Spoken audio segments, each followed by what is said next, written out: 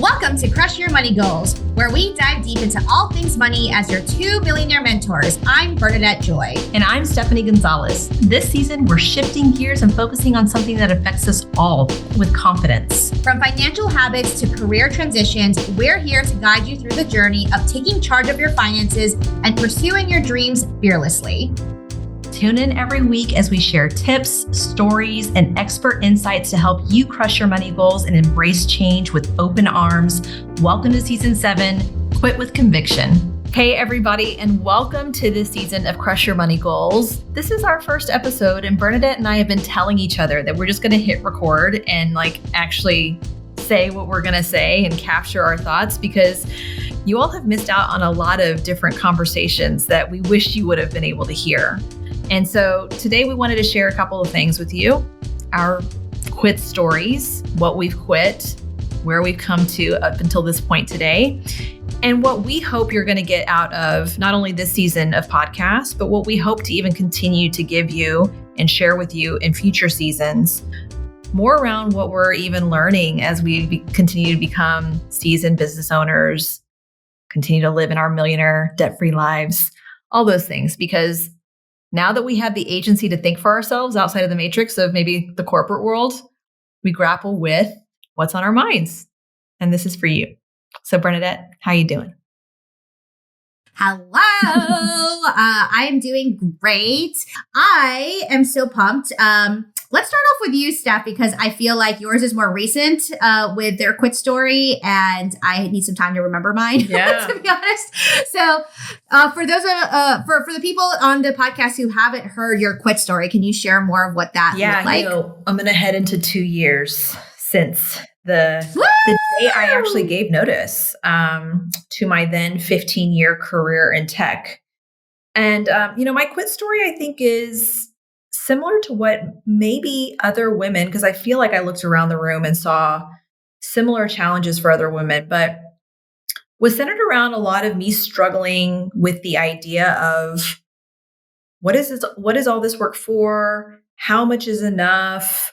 I have built this career. My identity is tied up in it. Like, what the heck is going to happen to life if I left work? And Pause for a second.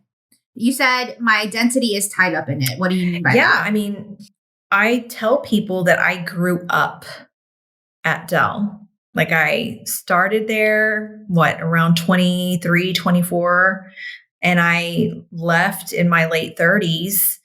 And I tell people that Dell was like my first husband, because everything that my life, like the way that I navigated my life, was around my work, right? Like, the people I met, that I socialized with, I did not meet my husband at work. Let me say that. If there was anyone that came into my orbit that was completely outside of the realm of work, it was Joe. And I'm grateful for that, because in a way, he's the one that helped me, quote unquote, unplug from the matrix.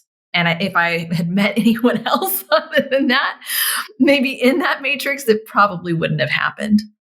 But I also love that you keep calling it the matrix. Yeah. Because that's accurate, I think. That's an accurate description of what it is like to be in the world. And, whenever moving to another country, I think helps you recognize this. Like, people ask you like, hi, nice to meet you. Tell me a little bit more about yourself. And people here in Europe don't start off with like, this is my title, this is my salary, this is what I do. They're like, oh, I come from here. My family is here. I like doing this. My kids do that. Like, it's all these other things outside of work. Work is like the last thing we talk about. So when I say my identity was tied up in it, I was Stefanie. I worked at Dell Technologies. I'd been there for X number of years. I managed this team. I was telling everybody what I did, and it was like Chandler in Friends. Like, no one understood what the hell I did, right? Because you say supply chain and people are like, the globe, moving parts around. And I had a very specific job in the supply chain. But you're a transponsor? Is that what he was? A whatever transponsor. He was. All I know is no one knew what he did. But I really struggled to the point to where Joe and I actually went to therapy. I struggled seeing life outside of work. Even though I was incredibly unhappy, I was burnt out. I felt like I wasn't doing work that was making an impact, even though, it was, right? I was helping other people navigate their careers. I was, obviously creating solutions and progress for the company, but I didn't feel like the work I was doing was impacting people directly the way that I wanted it to. And so after Joe and I had gone to therapy, because again, I was just unhappy and I was just emotional all the time and crying, and I was about to have my second kid, and it was just a whole lot. Our therapist asked us to go home and do some homework and to think about what happens if Stefanie leaves this job. Where do you guys go? Where do you move? Who do you live with? How do you make money? What does Stefanie do next? And so we were like, oh, we moved to California. We move in with Stefanie's mom. Like, this is what we were thinking. Like, we could have easily gone and bought a house and all these other things, but it was like worst case scenario. And in that exercise, Joe and I sat down and wrote down our first budget in a long time. We actually pulled out Dave Ramsey's Baby Steps and the Every Dollar app and like literally went through all the different details.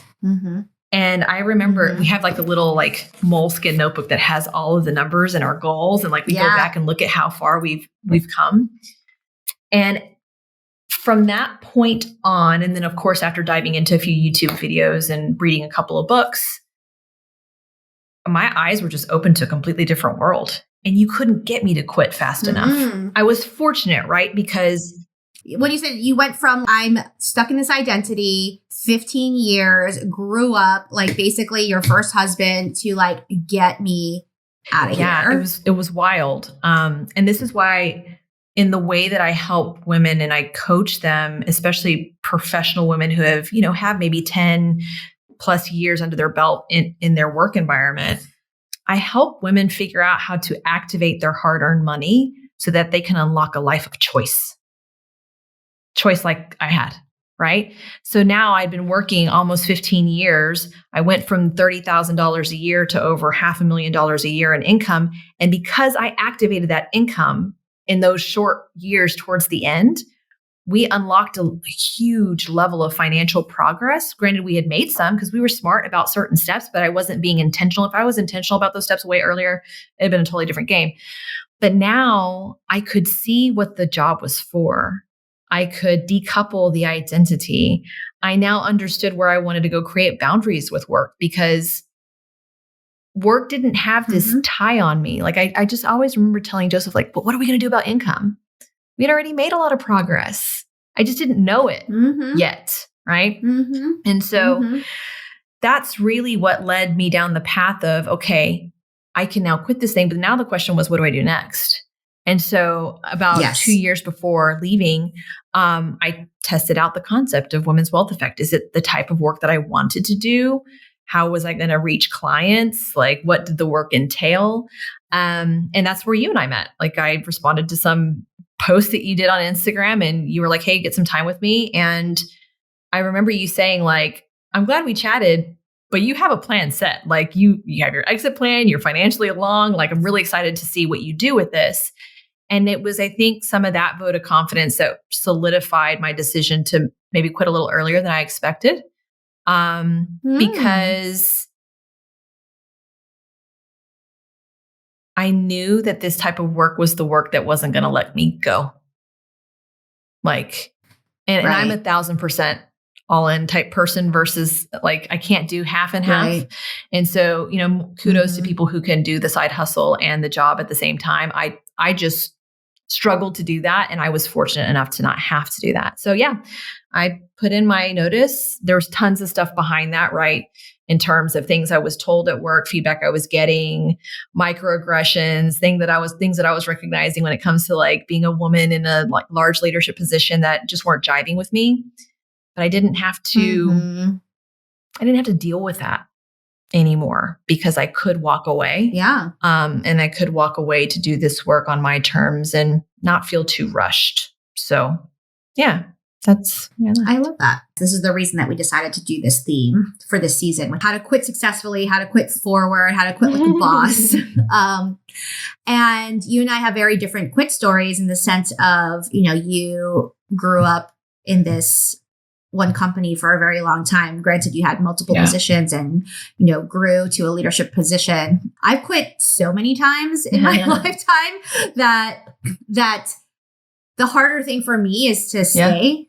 somewhere than to quit. And the synopsis of my quit story, at least from corporate, was that I started in 2007 working for a Fortune 100 company, and then subsequently 2 other large Fortune 100 companies that were very infamous in the 2008 financial crisis. For someone who's so risk averse, I quit a lot of jobs, not having another job lined up, because I would say back then I was quitting backwards instead of forwards, meaning I was always looking back and saying, wow, I don't want this anymore. I don't want to do this anymore. I feel I'm getting physically sick from doing this, but I don't know what else to do, but it has to be better than this. Yeah. So I quit financial services, and I was like, you know, what's really cool and interesting is tech. So I was just like, it's going to be so different. They have, they have, happy hours and kegs in the office, and I don't have to wear a suit to work. That's pretty cool. You can bring your pet into the office. Like, what a cool environment. And so I went into, I worked for several tech startups and found that it was a shit show in its own way of where I had so much red tape at my last jobs. There was like no guardrails. There was lots of stuff that were happening in the office that shouldn't be happening. Yeah. I remember one of the first times I had to fire someone from their job is because they were drunk at the office because we were at a office happy hour and they just got out of hand. And I remember another guy didn't show up to the office one day, and we called and found out he had gotten a DUI and was in jail from coming from the office party. Wow. And so I remember thinking okay, so now I'm just getting paid to be an adult babysitter for grown men who don't have good judgment. And this is the crazy thing. I would always have to fight the CEO and saying this person needs to be fired. And he's like, but he's a really good engineer. I'm like, yeah, but he said a bunch of stuff and groped a bunch of people. And that's not okay. I moved to Charlotte, North Carolina, where I am now, because I wanted to also just leave New York City. I'll always be a diehard New Yorker at heart, but the work culture in New York City is just another level of pressure. So when I moved to Charlotte, I went into my last couple of corporate jobs. And in both cases, I worked directly for the CEOs at the time. And just remember thinking wow, I'm actually smarter than these guys. And I'm not saying that to be flippant or whatever, but smarts doesn't really matter in this world. What matters is if you're willing to sell and you're able to sell and you're able to convince people to buy what you have to sell, which I did not have skill sets in. Attention ladies, want to be a debt-free millionaire? I'm your co-host Stefanie, and I'm here to help you activate your hard-earned income and achieve financial independence. For being a Crush Your Money Goals listener, I invite you to book your free personal one-on-one consultation with me today and get started on your wealth building journey. Visit www.womenswealtheffect.com/free. That's www.womenswealtheffect.com/free, and take control of your financial future. Don't wait. So I specifically remember my last 2 jobs. This is how I know something was not right for me in corporate. And then, again, for those of you who are in corporate, this is not to say if you have a corporate job that's not a great place for you. Corporate, it can be a great place if you find a place that actually respects and is a place that you can grow. But in my last 2 jobs, I went into the CEOs. I talked to the CEOs, and I was just I gotta go. I cannot sustain like this. This is unhealthy. And the first time I quit, it was a tech software company here in Charlotte. The CEO and the COO, who were co-founders, were always butting heads, and my office was literally in between them. And I would have to broker these fights between 2 grown men. And I just told them, I'm I cannot do this anymore. Y'all have been fighting like this for 7 years before I even got here. So this is just going to continue on forever. And both of them were whoa. Sorry, we'll behave. We'll behave. And literally, we'll behave. And is it not enough money? Name your salary. Whatever salary you want, we will pay it. And I remember thinking, I should give him a number. There's no amount of money that you can pay me right now that is going to make me want to stay. But I did tell them, well, let me think about it over the weekend. Let me make sure I'm not being rash and like emotional, whatever. And I took the weekend to think about it. And then Monday I was like, no, I gotta find my replacement. The good news in that job was that the person who I got to replace me, I pulled her out of customer support, taught her HR, and she's still the HR person there to this day. Like, and that was almost 10 years ago, right? So I found the person that could tolerate that stuff. I just couldn't. I recognize that a lot of women that we are hopefully reaching on this podcast have experienced similar things, wanting to, whether it's Steph, who's been in a corporate job for 15 years and trying to navigate that. And, I would also say, for you, Steph, like you had bigger, you can tell me I'm wrong. It's like, well, literally you had bigger golden handcuffs than I did. Like I was able to walk away from my jobs earlier because I was like still relatively early in my career. I didn't make a ton of money. It's another story when you're making like hundreds and hundreds of thousands of dollars and you have to decide whether or not you're going to leave. Like for me at the time, I was just like, I'm not making enough money in here to like really make me want to leave. But also for the women who might have experienced these types of things at work where they are feeling like I don't belong here. I'm not being spoken to in a way that is a way that I want to be treated. I don't feel like, this is worth it for me. Like this season is all about those kinds of experiences. Yeah. I mean, I think whenever you mentioned the pay piece, I can see why I felt so much identity element, right? Like I am worth this $500,000. This is what I get paid. Like what, why am I walking away from this? Am I giving up on myself? And the reality was I was tired of being spoken to like a child. I was tired of hearing people who felt like they could yell at audiences of people on calls and like demand things like we didn't know how to do our jobs. I was tired of looking at all the women that I worked with leave. And I was like, I'm obviously not tuned into something. And I think I was tired of being asked to do more with less resources, despite how asinine it looked to ask that.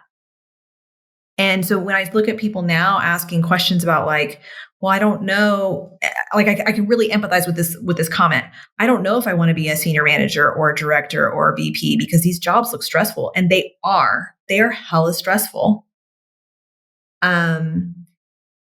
And so, there's a lot of women that I think are listening to this podcast and they're like, how am I going to exit this at some point or quit this at some point?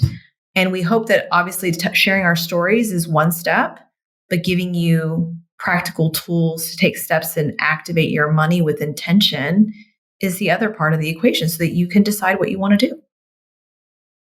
I love that. And I think the things that we want people to take away from this season for the next dozen or so episodes here is, what are the practical tips if you're ready to quit today, if you're ready to quit 5 years from now or even 10 years from now, like even if you love your job today, right? What are some smaller things that you can quit in terms of mindset or relationships or ways of doing things that can make this even more enjoyable and a more even, I would say, joyful part of your financial freedom journey. And I'm going to give you a confession that I don't think I've told you this before, Steph, is part of the reason I also wanted to do quitting as, I was so excited when we decided to do quitting as our theme here, was that I felt very close to quitting this podcast. And I remember after my last season, 2 seasons ago, I was just like, I don't know why I'm still doing this. And am I just doing it because I've been doing it and I feel like I'm not allowed to quit it? And fortunately for myself, like you came into my life and I was just like, oh, I finally found someone that I think I would have fun doing this with, but not only just fun, but actually have deep, meaningful conversation with.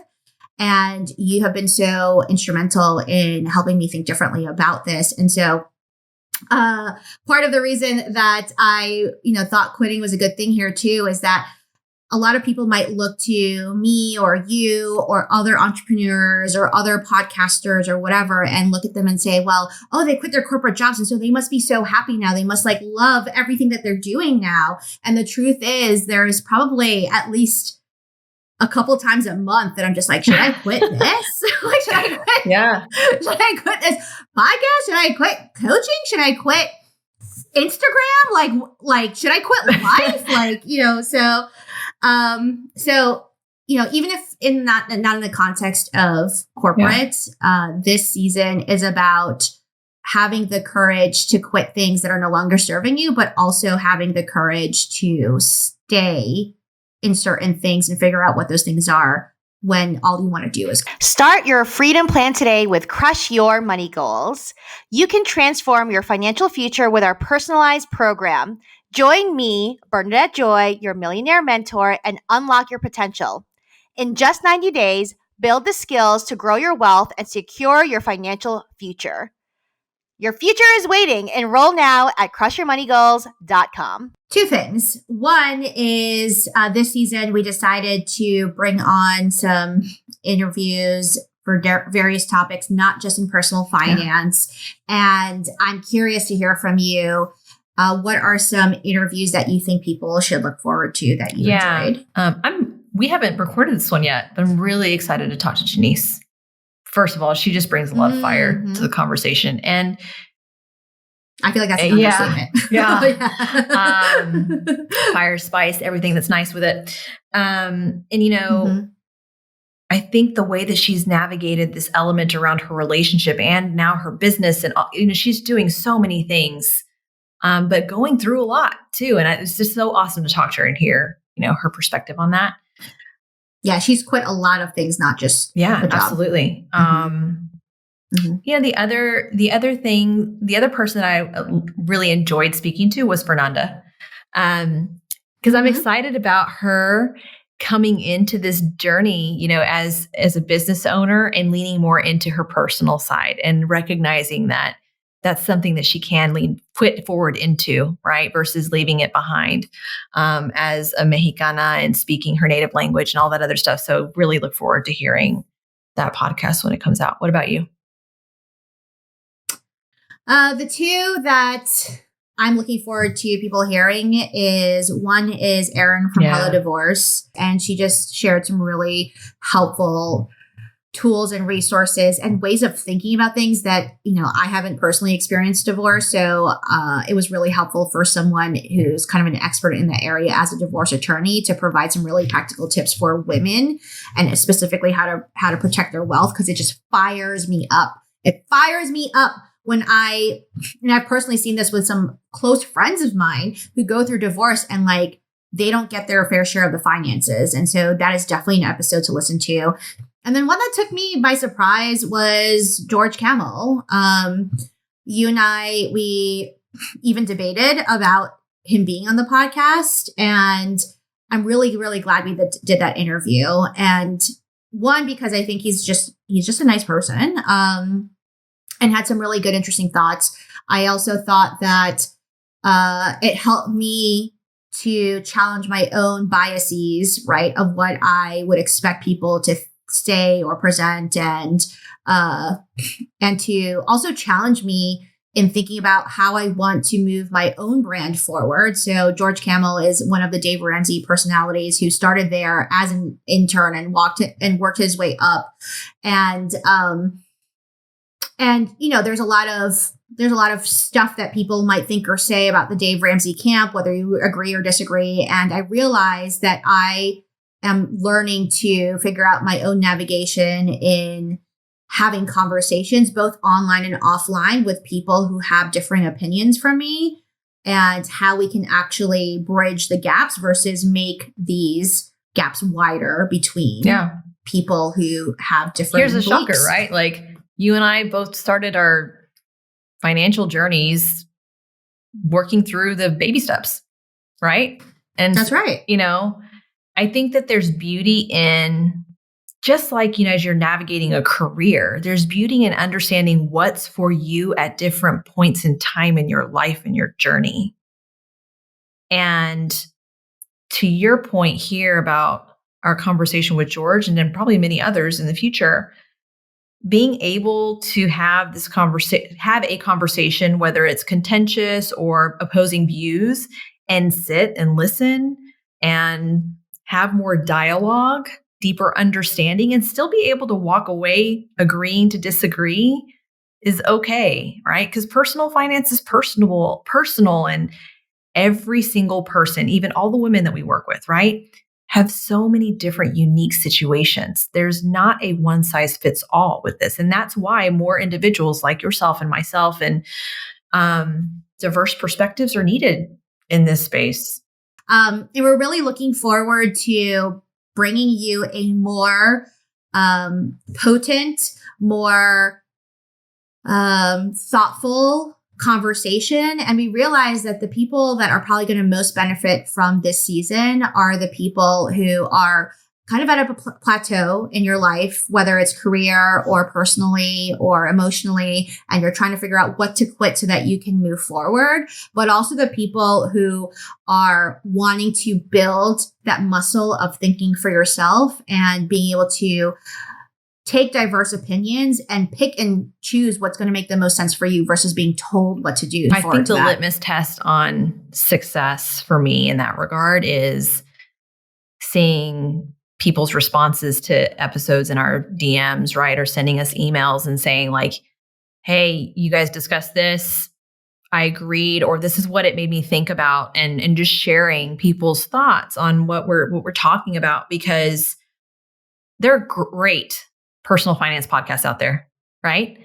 And there's great people on those podcasts. We didn't want to bring the same interview over and over to you. We wanted to bring different perspective. And I hope, right? And I think George said this to us at the end of our interview a little while ago. He's like, I love our conversation. And I think that was personally because we asked him personal questions, not just like about the book and about this and that. I think we're really gearing towards getting to know our guests and bringing different perspective. I agree. So thanks so much for listening to this episode. We hope you are excited to listen to future episodes, and we would love to hear from you and get your thoughts on what you think of this, and we'll share with you how you can reach us in our See you in the next one. Thanks for listening to this episode of the Crush Your Money Goals podcast. Please leave us a rating and review on Apple Podcasts or wherever you listen to this podcast. Your feedback helps us spread the wealth of knowledge to more women like you. And if you'd like to work with me to help you answer the important question, if I'm on track to retire, be sure to snag my free financial independence planner at womenswealtheffect.com/planner. And if you'd like to work with me to kickstart your financial freedom plan, you can grab the Cha-Ching checklist, my free guide at crushyourmoneygoals.com/free guide. See you next time.